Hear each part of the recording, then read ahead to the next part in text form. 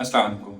अक्सर दोस्तों ने ये सवाल किया है कि हमारा मैदे का अल्सर जो है वो कई सालों से ठीक नहीं हो रहा। इसके बारे में हमें रहनुमाई फरमाएं। जैसे कि अल्सर होने की मुख्तलिफ वजूहात हैं, ऐसे ही इसके ठीक ना होने की भी मुख्तलिफ वजूहात होती हैं।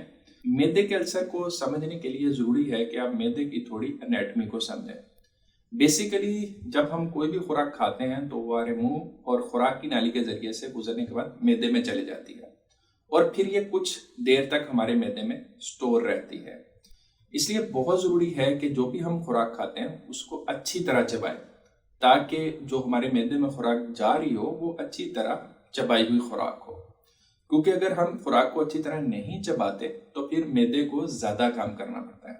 मैदे की जो दीवारें होती हैं वो ज़ोर ज़ोर से कॉन्ट्रैक्ट करती हैं और जो हमारी खुराक सही तरह से ब्रेक नहीं हुई होती उसको तोड़ने में मदद देती है। इसके अलावा मैदे से हाइड्रोक्लोरिक एसिड नाम का एक एसिड रिलीज होता है।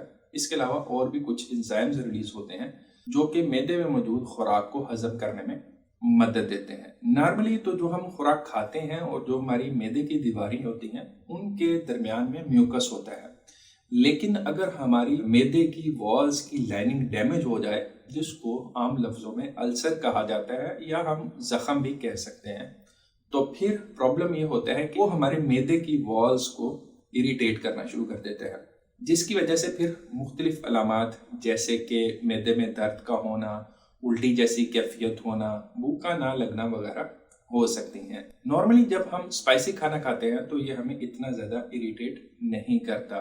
इसकी मिसाल मैं आपको ऐसे देता हूँ कि अगर हम मिर्च को लेके अपनी स्किन के ऊपर रगड़ेंगे तो इससे ज़्यादा जलन नहीं होती, लेकिन अगर स्किन के ऊपर कोई जख्म हो और उसके बाद कोई बंदा वहाँ पे मिर्चें मलेगा तो फिर ज़्यादा दर्द होगी और वो जख्म को ठीक भी नहीं होने देगी।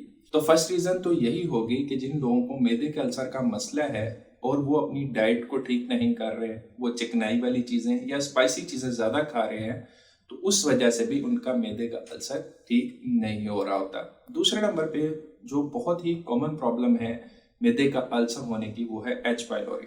एच पाइलोरी को ठीक करने के लिए एक प्रॉपर रेजीम है जिसमें 3-4 मुख्तलिफ किस्म की दवाइयाँ हैं, लेकिन क्योंकि हमारे यहाँ बचपन से ही एंटीबायोटिक्स बहुत ज़्यादा इस्तेमाल की जाती हैं तो कुछ लोगों में उन एंटीबायोटिक्स के खिलाफ मुज़ाहमत पैदा हो जाती है।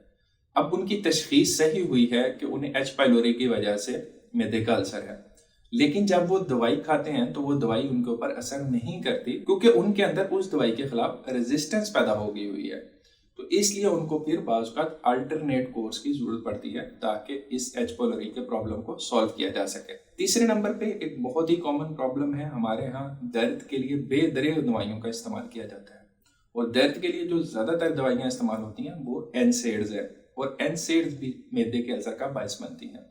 तो जिन लोगों को अगर मैदे का अल्सर है और वो दर्द की दवाइयाँ मुसलसल खाते रहते हैं तो उनका भी मैदे का अल्सर जल्दी ठीक नहीं होगा। चौथे नंबर पे और जो कॉमन प्रॉब्लम है वो स्ट्रेस है, एंग्जाइटी है। अनफॉर्चुनेटली हमारे माशरे के अंदर स्ट्रेस और एंग्जाइटी का प्रॉब्लम बहुत ही कॉमन होता जा रहा है।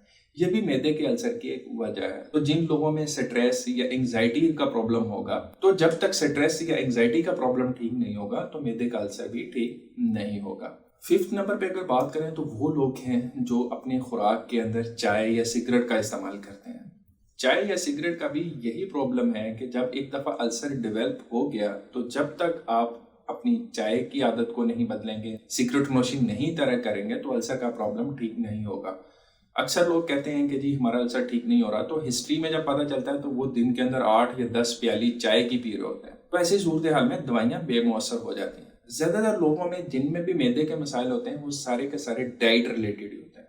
खुराक के अंदर घी का इस्तेमाल, चाय का ज़्यादा इस्तेमाल, चिकनाई वाली चीज़ों का ज़्यादा खाना, स्पाइसी चीज़ों का ज़्यादा खाना, स्ट्रेस, इसके अलावा दर्द की दवाइयों का इस्तेमाल, ये सारे वो फैक्टर्स हैं जो कि आपके मैदे को ठीक नहीं होने दे रहे हैं। तो बहुत ज़रूरी है कि अपने आप को आप खुद से एनालाइज करें कि आप सुबह से लेकर शाम तक क्या खाते हैं। मैं आपको गारंटी से कहता हूं कि अगर आप अपनी डाइट को ठीक कर लें तो 80 to 90% लोगों का तो मैदे का मसला बिल्कुल हल हो जाएगा। अगर आप सुन्नत नबी सल्लल्लाहु अलैहि वसल्लम के मुताबिक खाना खाएं, मैदे का एक हिस्सा खाने के लिए, एक पानी के लिए, एक हवा के लिए, और हमेशा भूख रख के खाना खाएंगे, तो आपको कभी भी मैदे के मसाइल नहीं होंगे। हाँ, अगर एक दफ़ा मसला बन गया तो ज़ाहिर है उसका ट्रीटमेंट तो करना पड़ता है, लेकिन जब आप ट्रीटमेंट कर रहे हैं तो उसके बाद ये एहतियात करें।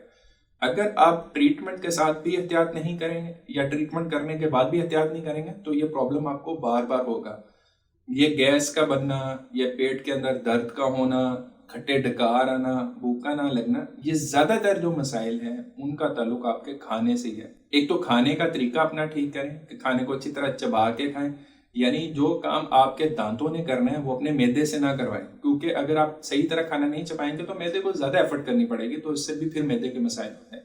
तो खाने को हमेशा चबा के खाएं, भूख रख के खाना खाएंगे तो इंशाल्लाह आपको मैदे के मसाइल नहीं होंगे। जो पूरे कमेंट्स में देख रहा हूँ आजकल मुझे आ रहे हैं वो सारे के सारे मैदे के मसाइल के बारे में आ रहे हैं। तो आप सब लोगों के लिए यही टिप्स हैं, आप इनके ऊपर अमल करेंगे तो इंशाल्लाह आपको किसी मेडिसिन की भी जरूरत नहीं पड़ेगी। अगर वीडियो अच्छी लगी है तो दोस्तों के साथ शेयर करें। अगर कोई क्वेश्चन है तो कमेंट सेक्शन में आप मुझसे पूछ सकते हैं। चैनल को सब्सक्राइब करें ताकि इसी तरह के इन्फॉर्मेटिव वीडियोस आप तक पहुंचती रहें। इंशाल्लाह अगली किसी और वीडियो में फिर मिलते हैं, तब तक अपना ख्याल रखिएगा। अल्लाह हाफिज़।